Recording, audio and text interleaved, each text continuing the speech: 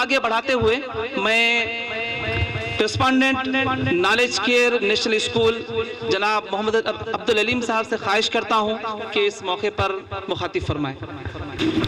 السلام علیکم ورحمۃ اللہ وبرکاتہ۔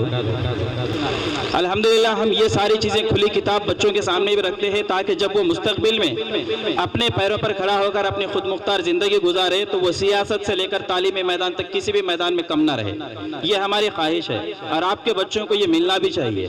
آج کے دور کے یہ ساری چیزیں ضروری ہے اور ایسے قابلیت ان بچوں کے اندر ہونا چاہیے۔ تو چلیے میں آپ شروعات یہاں سے کر رہا ہوں۔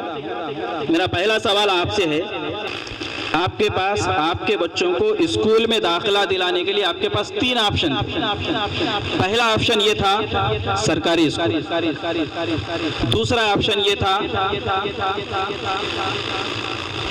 انگلش میڈیم اسکول، اور تیسرا آپشن تھا اردو اسکول۔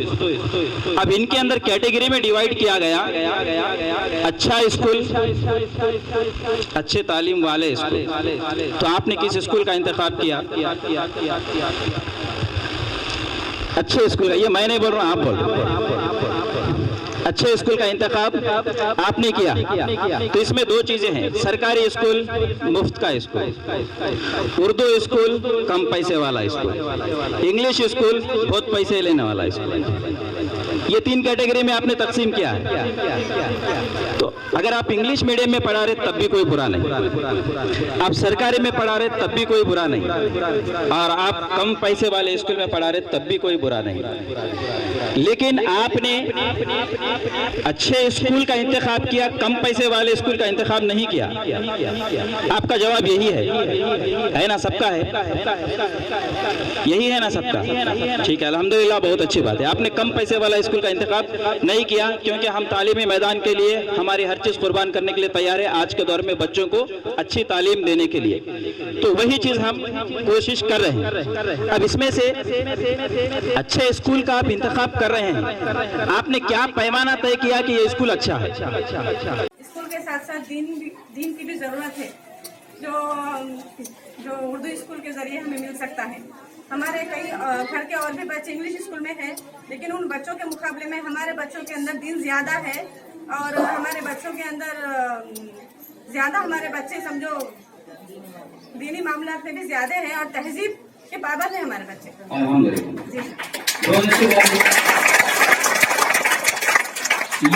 یہ نالج کیئر اچھا ہے ہم نہیں کہیں گے، نالج کیئر اچھا ہے یہ آپ طے کریں گے۔ کیوں طے کریں گے اور کس پیمانے پر طے کریں گے یہ آپ کو سوچنا ہوگا کہ آپ اچھا ہے۔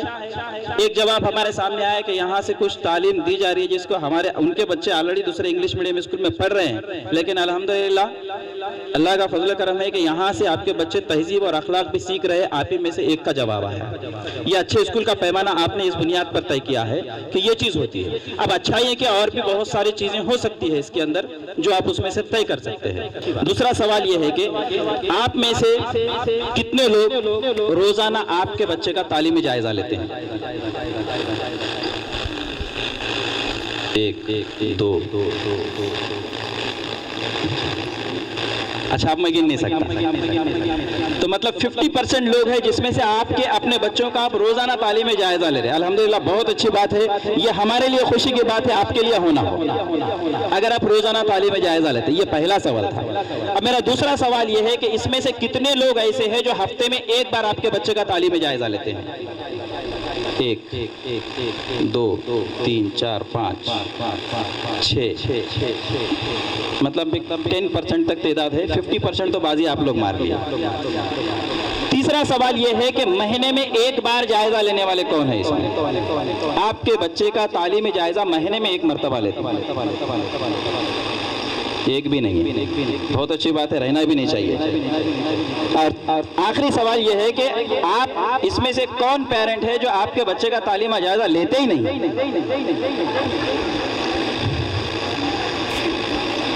ایک بھی نہیں ہے، بڑی خوشی کی بات ہے، نہیں بھی رہنا چاہیے۔ लेकिन ज्यादा तादाद हमारे पास ये है कि रोजाना आप तालीमी जायजा लेते हैं। अब इसमें से कोई मुझे एक दो बताइए कि आप तालीमी जायजा क्या लेते हैं?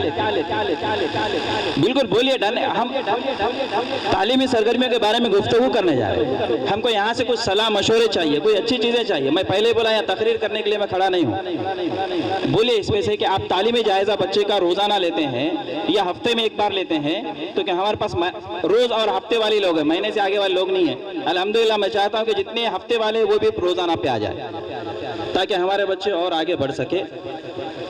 बताइए इसमें से आप क्या जायजा है, बोलिए। शाम में आने के बाद पूछती हूँ जी। कि सुबह आप क्या पढ़े और कुछ कमी है आप में या कुछ होना मुझसे कुछ चाहिए या मुझसे नहीं हो सका तो सारों से पूछूं या ट्यूशन लगाऊं, वो भी पूछती हूँ एक महीने में या बार बार 8 दिन में हो। और रोज तो मैं उनको पूछते रहती कि हम लोग बराबर है आपका, क्या टीचर पढ़ाए, कोई सार नहीं आए, कोई टीचर्स नहीं आए, वो सब लोग पूछते रहती हूँ। अल्हम्दुलिल्लाह, बहुत अच्छी बात है। और बताइए कि इनके अलावा और पहले हम घर पे फोन करते जी बच्चे स्कूल गए या नहीं गए, जी फिर घर पे मालूम होता बच्चे जा रहे नहीं जा रहे, तो भी हम ख्याल रखते हैं। जी और स्कूल से आने के बाद भी हम बच्चों से पूछते हैं आपको क्या पढ़ाया गया, किसी ने कुछ बोला क्या, किसी ने कुछ बात किया, कुछ किया, तो इसका पूरा हम डिटेल रोजाना लेते हैं। फिर घर पे लेते हैं। मैं तो हफ्ते में एक बार पूछ लेता हूँ। अभी आप ऐसा कोई कंप्लेंट तो नहीं है अभी तक। तो ये दो चीजें आपके सामने आई कि मतलब स्कूल के अंदर क्या कमी ज्यादतियां हैं। पहले पेरेंट की तरफ से आपके पास सामने आई है चीज, और पेरेंट्स के तरफ से बच्चों को क्या कमी है वो भी उन्हीं के जरिए से आई है। फिर तीसरा अहम चीज उसके अंदर दूसरे पेरेंट की भी ये है कि स्कूल के अंदर जो सरगर्मियां जारी है वो किस लेवल पर चल रही है।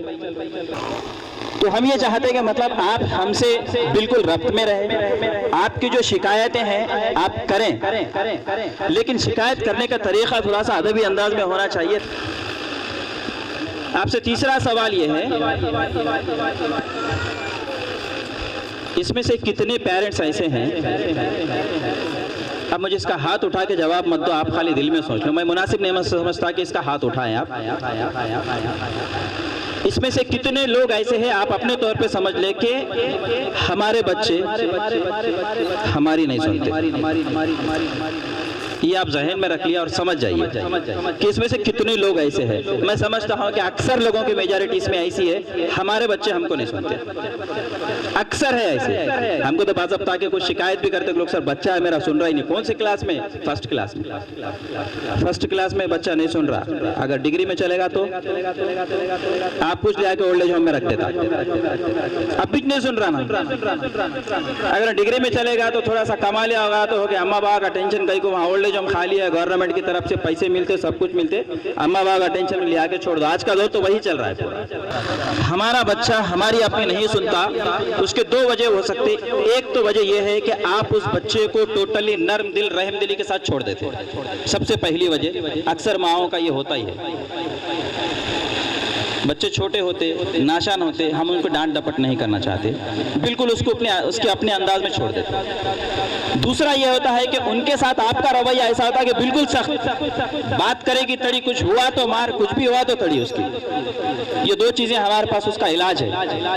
बच्चा हमारे नहीं सुना तो ये दो इलाज हमारे पास है। आखिरी तरीके से डांट डपट, चाहे वो बड़ा हो या छोटा हो।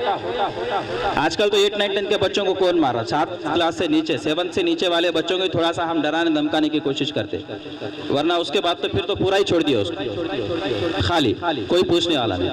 तो जब आप उसको पूरा नर्म दिली रहम दिली के साथ आप छोड़ दे रहे हो तो छोड़ना अच्छी बात है। हमारे प्यारे नबी सल्लल्लाहु अलैहि वसल्लम ने भी फरमाया कि खैरुल मालिल आफ, माफ करना बड़ी दौलत। माफ कर दो बच्चे को, लेकिन उसे एहसास दिला के माफ करो, तम भी सख्ती से मार धाड़ करके नहीं। सजा आप दीजिए, लेकिन उसके जिस्म को रहम करते हुए कितनी उम्र का है, आप उसको क्या सजा दे सकते हैं, उसी लेवल की उतनी सजा दीजिए। तो बच्चों के लिए हमको जो तरबियत देने का तरीक़ेकार है उसके अंदर हमको समझना चाहिए कि बच्चों को बिल्कुल छोड़ना दे आप और सख्ती के साथ ना दिला। बच्चे को पहले उसको समझाइए, एहसास दिलाइए कि तूने ये गलती किया है, लिहाजा तुझे माफ कर दिया जा रहा है, लेकिन ये शराइत पर कि आइंदा तो नहीं करेंगे, हमसे वादा कर। आप बच्चे से जिस तरीके से आप आपस में सहेलियों के अंदर गुफ्तगू करते, आप अपने दोस्तों के साथ गुफ्तगू करते, आप अपने बच्चों से ऐसे गुफ्तगू क्यों नहीं करते? मतलब आपका दोस्त आपको अजीज है, आपकी औलाद आपको अजीज नहीं है।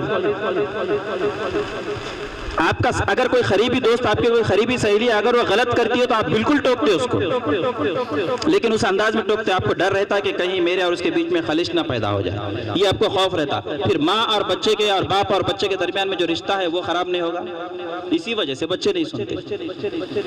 तरीका हमारा थोड़ा सा बच्चों के साथ बिहेव जो होता है वो थोड़ा हमें म्याना रवि का होना चाहिए, बिल्कुल सख्ती के साथ या बिल्कुल छोड़ देने जैसा नहीं होना चाहिए। ये उस सवाल का जवाब मुझे अपने समझ में आया, मैं दिया हूँ। और दूसरी सबसे अहम चीज ये है कि तालीम जो हथियार है वो हमको इबादत की तरफ लाता है। तलबुल इल्म फरीज़तुन अला कुल्ली मुस्लिम व मुस्लिमा जो बात कही गई क़ौले रसूल सल्लल्लाहु अलैहि वसल्लम है, तो उसके अंदर भी ये तेल, अगर आपके बच्चे तालीम हासिल कर रहे हैं तो ये इबादत है। आप बच्चे को स्कूल भेज रहे हैं तो उसको इबादत के लिए भेज रहे हैं, ये बात हमारे जहन में रहना चाहिए। ये फर्ज है, फरीज़तुन कहा अल्लाह ने, अला कुल्ली मुस्लिम व मुस्लिमा, हर मुसलमान पर है ये। तो हम बच्चे को जब एक फर्ज अदा करने के लिए भेज रहे हैं, एक इबादत के लिए अगर स्कूल में भेज रहे हैं, तो उसको किस लेवल पर, किस हद तक भेजना चाहिए, आप जहन में ला लीजिए।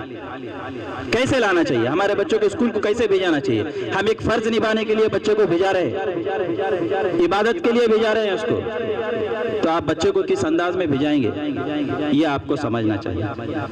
और सबसे अहम चीज, हम बड़े ख्वाब लेकर उठते हैं, होना चाहिए, मेरे अंदर भी ख्वाब है मेरे बच्चों के मुतालिक, आपके अंदर भी होना चाहिए, लेकिन उस ख्वाब को पूरा करने के लिए हम किस नौयत तक और कहां तक उतरते हैं, ये सबसे अहम चीज है। इसके लिए हम एक अच्छे स्कूल में दाखिला दिला दिए, काम हो गया? नहीं होता।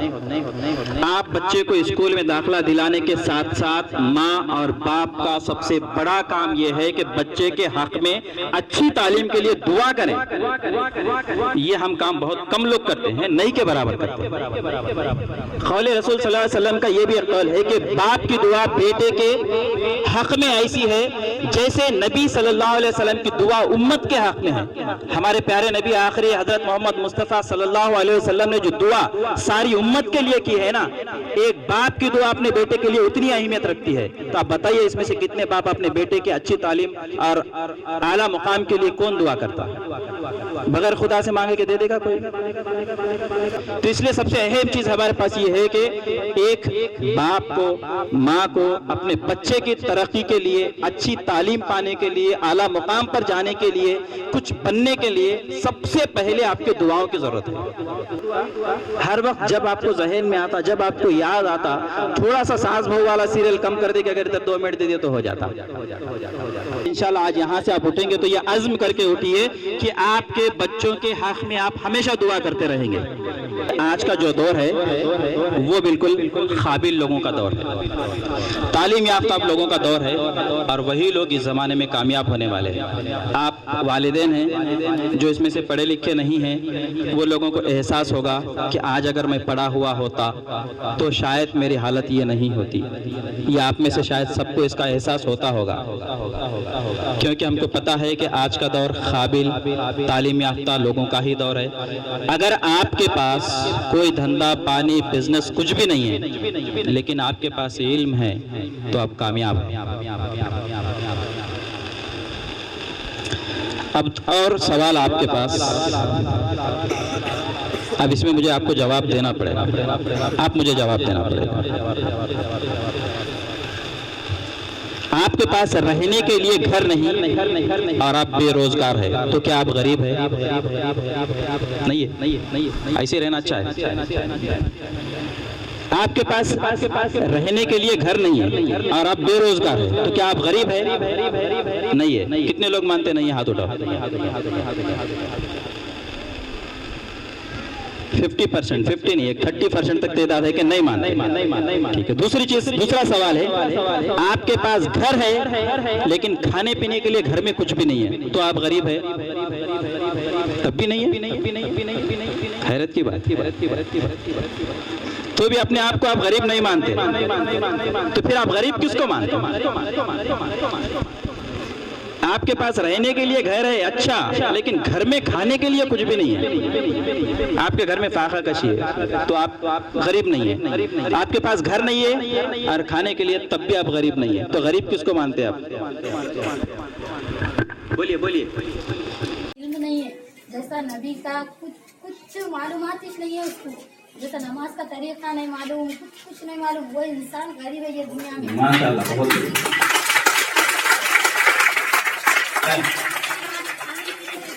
میں ایسا شخص نہیں ہے جس کے گھر میں کھانے پینے کے لیے کچھ نہیں ہے، تھوڑوں کے اوپر بھی ملا وہ بھی کھا لے رہا آج کل، لیکن غریب وہ شخص ہے جس کے پاس میرے نبی کا نام نہیں معلوم، میرے نبی کی سنت نہیں معلوم، میرے نبی کا کچھ طریقہ نہیں معلوم۔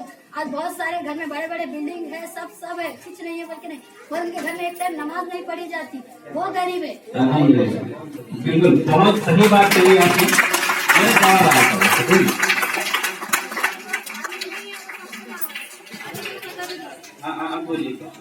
تعلیم ہونا ضروری ہے، جس کے پاس تعلیم نہیں ہے وہ سب سے زیادہ غریب ہے۔ الحمدللہ، یقین قابل ہے، یقین قابل لائق ہے۔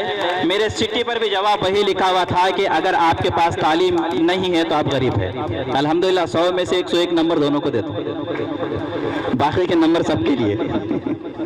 گھر نہیں ہے، کھانے کو نہیں ہے، یہ چیزوں کا ہم غربت نہیں ماننے لگے، بہت اچھی بات ہے۔ یہ سوچ ہماری وقت اور حالات کے لحاظ سے بدل گئی، یہ بدلنی بھی چاہیے، لیکن ہمیں یہ بات بھی یاد رکھنی چاہیے کہ اگر ہم کھانے پینے، رہنے سہنے، مکان، بلڈنگ، عمارتیں، یہ سب چیزوں کو لے کر ہم غریب سمجھتے ہیں تو اللہ تعالیٰ نے قرآن مجید میں صاف سیدھے کہا ہے کہ واللہ خیر الرازقین، بہترین رزق دینے والا ہے، بہترین رزق دینے والا ہے۔ اللہ نے کہا ہے آپ کو، آپ رزق سے کبھی غریب نہیں ہوتے۔ انہوں نے بالکل بہت صحیح بات کہی کہ روڈ پہ ملا ہوا بھی کوئی فقیر اٹھا کے اپنا کھانا کھا لیتا، پیٹ بھر لیتا، اس لیے کہ اللہ نے وعدہ کیا ہے آپ سے کہ بہترین رزق اللہ دینے والا۔ یہ ہمارے اندر یقین ہونا چاہیے، اور اسی یقین کے ساتھ اگر ہم رہتے ہیں تو میں سمجھتا ہوں کہ نالج کیئر کے جتنے پیرنٹس یہاں بیٹھے ہوئے، اللہ تعالیٰ ان کے تمام دعاؤں کو جائز اور مرادوں کو پورا فرمائے اور ان کے بچوں کو ترقی سے نوازے، اور یہی صلاحیتیں ان کے اندر برقرار رہے، یہ چیز میں اس کے لیے کہتا ہوں۔ تو جس کے پاس علم نہیں ہے وہ غریب ہے، لیکن اس پر ہمارا یقین ہونا چاہیے اور ہم اس پر عمل بھی کرنا چاہیے، صرف کہنے اور سمجھنے کے حد تک یہ بات نہیں ہونی چاہیے، کیونکہ آج کا ہمارا دور وہ بھی دیکھیے، ہم جہاں پر کام کرتے ہیں اس سیٹ کے سامنے ہاتھ پھراتے ہوئے اس کے پیچھے کرتے ہیں، کیونکہ یہ سیٹ اگر ہم کو نکال دیا تو دوسرے مرتبہ ہم کو روزگار کہاں ملے گا؟ یہ روزگار کو جوتی پر ٹھوک دو، کوئی ضرورت نہیں۔ آپ ایمانداری سے، دیانتداری سے اس کے بعد کام کرو، نہیں تو اللہ تعالیٰ نے آپ کے لیے اتنی ساری زمین دی ہے، اور اللہ تعالیٰ نے صاف سیدھے کہا ہے کہ نماز قائم کرو، رزق کے لیے نکل جاؤ، پھیل جاؤ زمین پر، نماز پڑھنے کے بعد خدا سے مانگو اور رزق کی تلاش میں نکل جاؤ۔ کیسے نہیں دیتا اللہ تعالیٰ؟ یہ یقین ہمارے اندر ہونا چاہیے، پہلے اپنے آپ میں ایک یقین پیدا کرو۔